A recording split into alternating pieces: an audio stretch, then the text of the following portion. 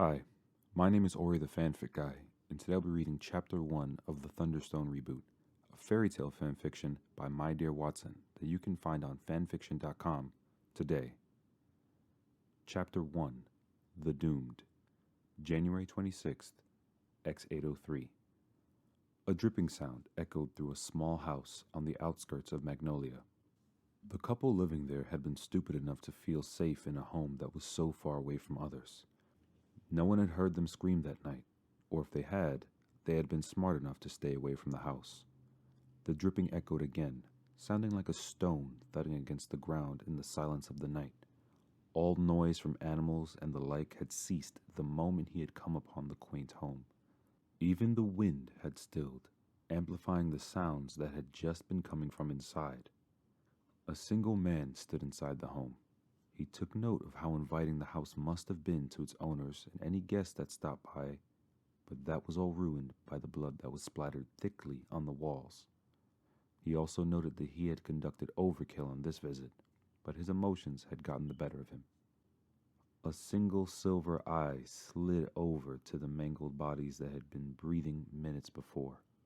That eye narrowed at the bloody mess before him, feeling not quite satisfied, his anger not quite quelled.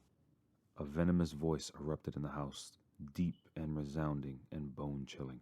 "Fools," he said, as his eyes slid from what was left of the raven-haired man and the fair-haired woman. "Frauds. Pretenders." He was practically spitting acid at them, the anger rising again. He who thought he could cleanse the world, and she who thought she could save it. What a fitting end for you both. The world has been cleansed and saved from your naivety and arrogance. The dripping echoed again. Irritation rushed through his entire body at the sound interrupting him. With remarkable speed, a bandaged hand shot out from under a tattered navy blue cloak and grabbed onto the handle of a long sword embedded into the wall. He finished tearing it through the mess of flesh belonging to the black-haired man. The torn body slipped with the sickening sound of spilling organs and blood and hacked flesh splattering against the floor. It landed near the woman's body, whose mouth and eyes were opened wide in terror, blood marring her once cute and porcelain face. Irritation continued to pulse through the man. He was angry that it had come to this conclusion. He was enraged that neither of them had an inkling of who they were and what they had done. There was almost no satisfaction in killing them now, but he'd be damned if he was going to continue to let them live. There was absolutely no way he was going to let them have some ridiculous happy ending. That was not going to be how things ended. "You both deserve this," the slicing and deadly tone taking over the house again. "Somewhere, deep in your core, you know who you were, and no absurd, magical reversal of curses or reincarnations were ever going to protect you from me. No matter where you ended up, or what names you took, your debts were always going to be at my hands. Zaref Dragneel, Mavis Vermilion, this was always your destiny." With one last look upon the bloody mess, he turned and walked out of the house. A bright full moon shone down upon him, and the cold air of winter filled his lungs, seeming to calm him down instantly. He pulled out an old cloth and wiped down the sword until it was shining in the moonlight. Once he saw the sparkle of light on the blade, it disappeared from his hand, returning to the equip space he had summoned it from. He walked further from the house, snow crunching under the man's black boots. He glanced, only once, back at the small house, seeing the front door now swinging in the cold wind that had returned. He almost felt sorry for the poor soul that would find what was lying inside. Almost. A light beep caught his attention. He reached into his cloak, pulling out a thin and small tablet. He slid a bandaged finger across the smooth screen, bright light erupting from the device. He then pressed down on the tablet again, and a hologram popped up above the screen. "Yes." His voice was back to its usual calm indifference. While he was still irritated at the unsatisfied feeling pooling in his stomach, he wasn't going to let that ruin everything that was being set into motion. He would soon be over any emotions that the dead brought him. He had more important things to focus on. "Master, I have eliminated the noble house you gave to me," a hooded figure said. "Good. Have you heard from the others?" 3 and 4 have completed their missions. 2 and 5 have reached their destinations the last I heard from them. I have yet to hear from the others. Things are moving smoothly then. In a week's time, everyone should have their missions completed. When they are finished, tell them to move back to the guild. Yes, Master. Have you completed your own mission as well? I have. Things can be set into motion now. The hooded figure in the hologram gave a gleeful little laugh, and he could picture the smile quite easily. See you soon, Master. He clicked the hologram closed and shoved the tablet back into his cloak. The crunching of snow began again as he moved forward into the cold night, the wind billowing out his cloak behind him. The parade begins its march tonight.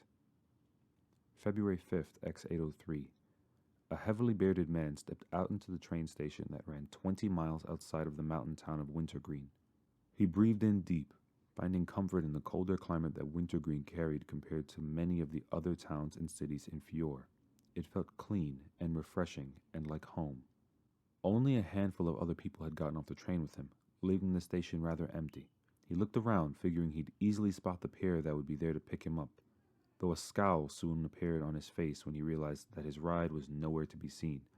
He pulled his thick white coat tighter around him, knowing he'd better start the walk home while he was still somewhat warm. Though it was after 3 steps across the train station that he heard the roar of an engine and shouts belonging to the idiots that belonged to him. Slow down, we're gonna crash.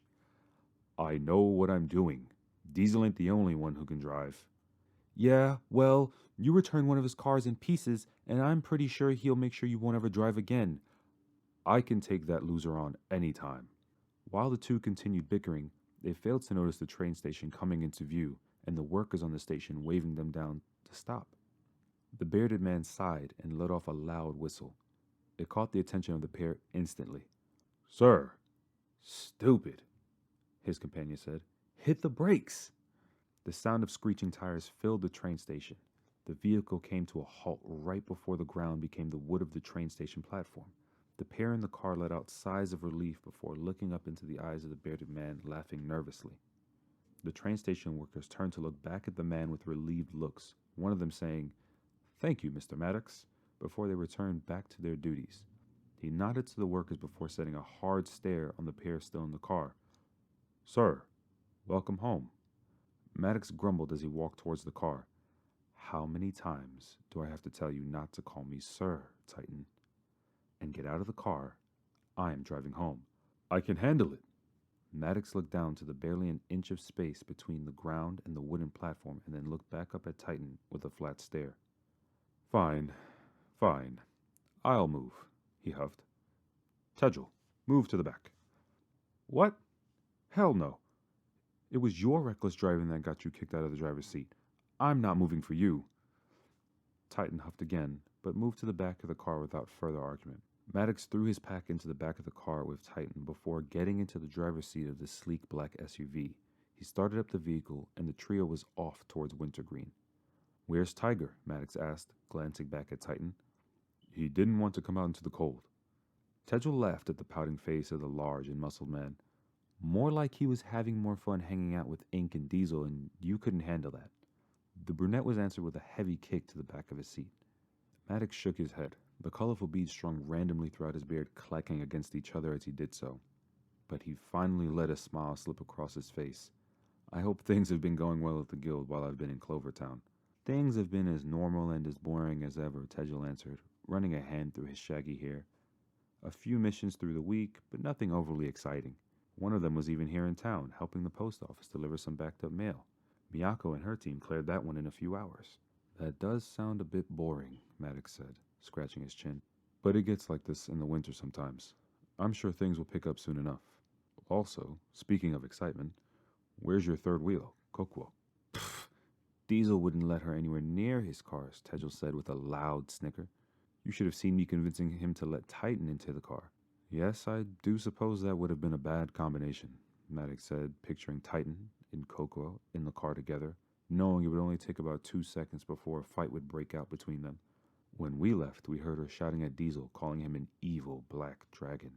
I still don't know how he gets Black Dragon as a name and I get Rock Monster, Titan said, grumbling. You are a rock monster, though, both Maddox and Tegel thought, knowing better than to voice that opinion to the man in the back. So, how did the Guildmaster Summit go?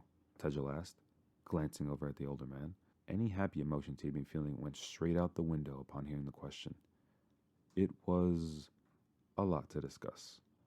You don't have to talk around what the summit was for, Titan said, crossing his arms. We've read the newspapers here in town, and on our tablets. It's about all those murders that happened in the last week. Maddox was quiet for a moment, deciding whether or not to discuss what was happening in Fior with his mages or not.